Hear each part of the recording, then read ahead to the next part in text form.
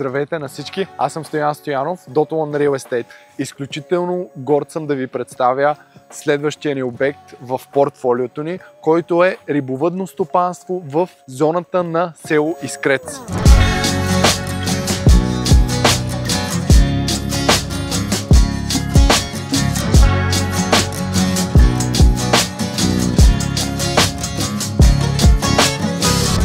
В момента сме на 1320 квадратни метра. Състои се от риболюпилна, складово помещение, помещение за обслужване, 8 басейна и още какво ли не. Това, което сега ще ви представим, са различните възможности на помещението и съответно как то оперира. Първо започваме от едната част, която е съд за втечнен кислород. Цялото рибовъдно стопанство е направено по този начин, че чрез този кислород да могат да се захранват рибите. Съдът е с договор за наем, като има обслужване ежемесечно на него. Поръчва се количеството кислород и съответно тук се запазва. Преминаваме към следващата част, която е складовото помещение към самия обект. То представлява 10 квадратни метра и се състои от фураж и съответно допълнителна инсталация, така че да не пада напрежението в целия обект. Защо това е важно? Когато имаме такова количество риба, е много важно да нямаме никакъв спад на напрежението. Точно поради тази причина имаме два дизелови агрегата. Не един, а два. Преминаваме към така наречената риболюпилня. Риболюпилнята е с площ от 40 квадратни метра. Тук се извършват процесите по излюпване, захранване и израстване на малките личинки. Всички тези корита са с обща площ 12 до 13 кубични метра. Какво се случва? Има технологично време, в което хайвера съответно се излюпва, става в едни такива малки рибки, оттам насетне се прехвърля в един от тези съдове, като постепенно с израстването на рибките преминаваме към по-големите съдове, които са тези.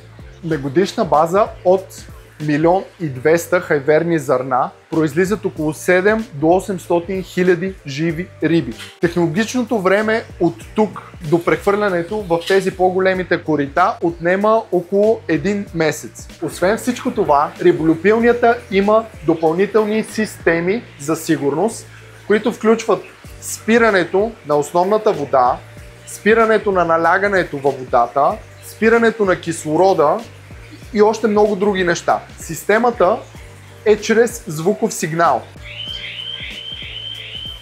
Тук се спира кислородоподаването на единия от 8-те басейна навън.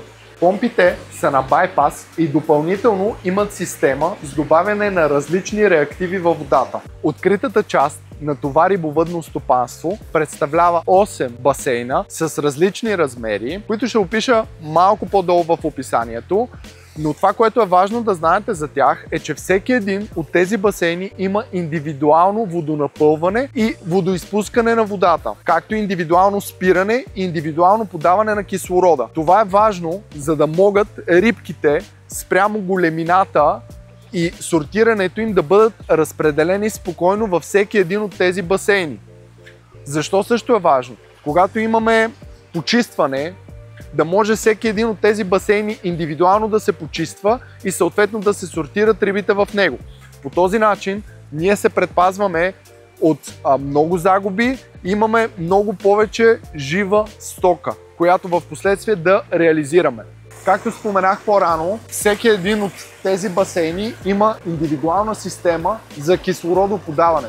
Това тук е ротаметър и от него съответно можем да го контролираме това нещо. Сигурен съм, че искате да разберете повече за това рибовъдно стопанство. Ще оставим описание на големината на басейните, каква е реализираната продукция, какво количество риба има, какви са разрешителните. Общо взето абсолютно всичко, което ви интересува, за да може да научите повече за него, съответно да дойдете на оглед и да видите това прекрасно място.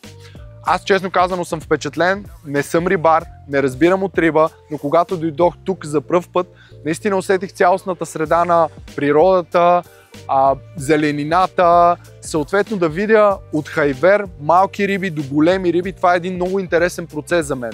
Сигурен съм, че би могъл да е и за вас. Аз съм Стоян Стоянов от Дотолан Real Estate. Останете с нас и в следващото видео да видите какво сме ви приготвили.